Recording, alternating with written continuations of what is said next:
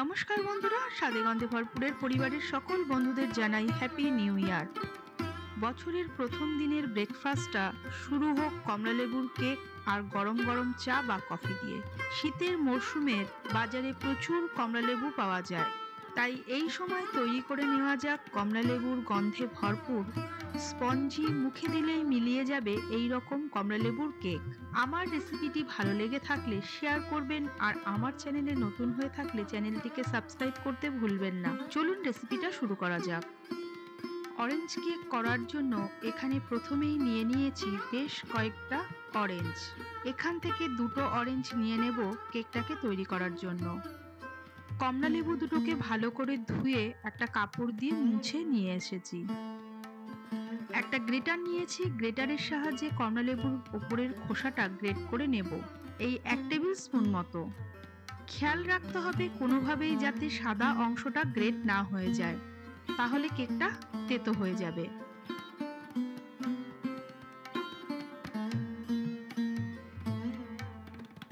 Dry ইনগ্রিডিয়েন্টসগুলোকে চেলে নেওয়ার জন্য একটা মিক্সিং বোলের ওপরে একটা চালনি বসিয়ে চালনির ওপরে দিয়ে দিচ্ছি 1 কাপ ময়দা।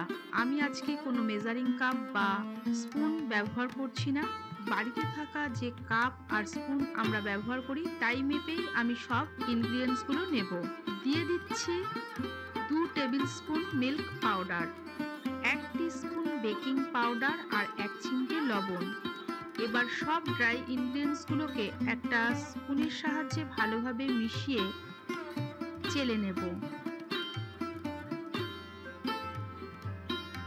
দুটো কমলালেবুর রস আমি বের করে নিচ্ছি কেকের জন্য, তবে দুটো কমলালেবুর রস আমার নাও লাগতে পারে, যতটা পরিমাণে লাগবে আমি ঠিক ততটাই ব্যবহার করব।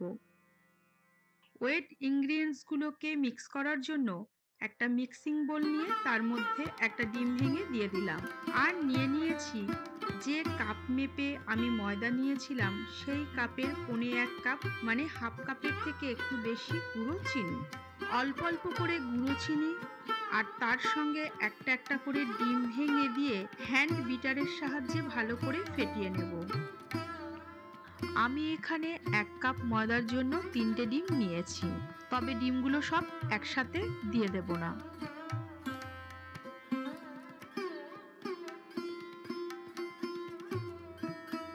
প্রথমেই ডিমের মিশ্রণের মধ্যে দিয়ে দিচ্ছি অরেঞ্জ জেসটা। অরেঞ্জ জেসটাকে দিয়ে ডিমের মিশ্রণের সঙ্গে ভালোভাবে মিশিয়ে নিলাম। এবার ফেটিয়ে নেওয়া ডিমের মধ্যে অল্প অল্প করে ড্রাই ইনগ্রিডিয়েন্টসগুলো আর অরেঞ্জ জুস দিয়ে হালকা হাতে মিশিয়ে নেব। আমার এখানে 1/4 কাপ অরেঞ্জ জুস লেগেছে। দিয়ে দিচ্ছি 1 টিস্পুন অরেঞ্জ এসেন্স আর 1/4 কাপ হোয়াইট অয়েল। আমি এখানে সানফ্লাওয়ার অয়েল দিয়েছি, যে কোনো গন্ধ ছাড়া হোয়াইট অয়েল ব্যবহার করলেই হবে। অয়েলটা দেওয়ার পর কিন্তু ব্যাটারটা একটু বসে যাবে, তাতে ঘাবড়াবার কিছু নেই। অয়েল দেওয়ার পর খুব বেশি মিক্স করার প্রয়োজন নেই। আর দিচ্ছি 2 ড্রপ অরেঞ্জ ফুড কালার। যেহেতু অরেঞ্জ কেক তাই একটু অরেঞ্জ কালার না হলে কেকটা কিন্তু দেখতে ভালো লাগবে না, তাই আমি এখানে ফুড কালার ব্যবহার করলাম। ফুড কালারটাকে দিয়েও মিশিয়ে নেব আলতো হাতে। আগে থেকেই ওভেনটা 180 ডিগ্রি সেন্টিগ্রেডে 10 মিনিট প্রিহিট করতে বসিয়ে দিয়েছি। কেকটাকে বেক করার জন্য একটা 7 ইঞ্চি মাপের পাউন্ড কেকের টিন নিয়েছি। টিনটার মধ্যে অল্প একটু হোয়াইট অয়েল দিয়ে টিনের গায়ে একটা ব্রাশের সাহায্যে ভালো করে লাগিয়ে নিচ্ছি। কেক টিনের মধ্যে একটা বাটার পেপার বসিয়ে টিনের গায়ে অল্প একটু ময়দা ডাস্ট করে দেব, এতে কেকটা বেক হওয়ার পর সহজেই ডিমোল্ড করা যাবে।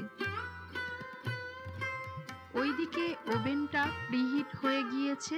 এবার কেকটা বেক করতে দেওয়ার ঠিক আগের মুহূর্তে ব্যাটারের মধ্যে দিয়ে দিচ্ছি 1/4 চামচ বেকিং সোডা আর অল্প একটু অরেঞ্জ জুস। আমি জুসটাকে আগে থেকে একটু সরিয়ে রেখেছিলাম। বেকিং সোডার মধ্যে অরেঞ্জ জুসটা দেওয়ার সঙ্গে সঙ্গে বেকিং সোডাটা অ্যাক্টিভেট করা শুরু হয়ে গিয়েছে। আর সঙ্গে সঙ্গেই বেকিং সোডাটাকে আলতো হাতে ব্যাটারের সঙ্গে মিশিয়ে দিয়ে কেক টিনের মধ্যে ঢেলে দিচ্ছি।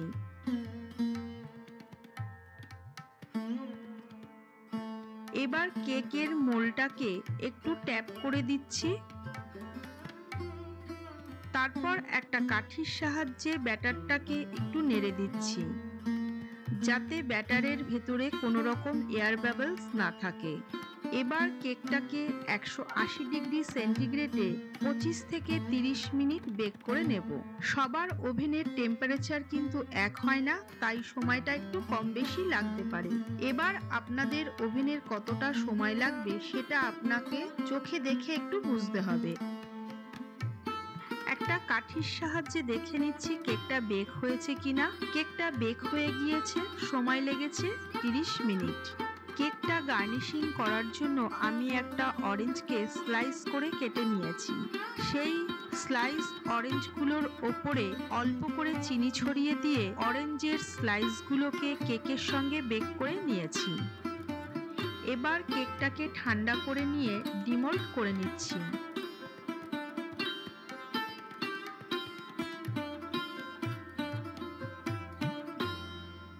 দেখার সৌন্দর্যের জন্য কেকটার ওপর থেকে অরেঞ্জের স্লাইসগুলোকে বসিয়ে দিচ্ছি। আর অরেঞ্জ স্লাইসগুলোকে একটা ব্লো টর্চ দিয়ে একটু ঝলসে নিচ্ছি বা পুড়িয়ে নিচ্ছি, যাতে দেখতে আর একটু সুন্দর হয়। এই সব কিছুই কিন্তু দেখতে সৌন্দর্যের জন্য করছি। সবশেষে গার্নিশিং এর জন্য দিয়ে দিচ্ছি কিছু চপ করে রাখা পেস্তা। এই সাজানোটা কিন্তু একেবারেই অপশনাল।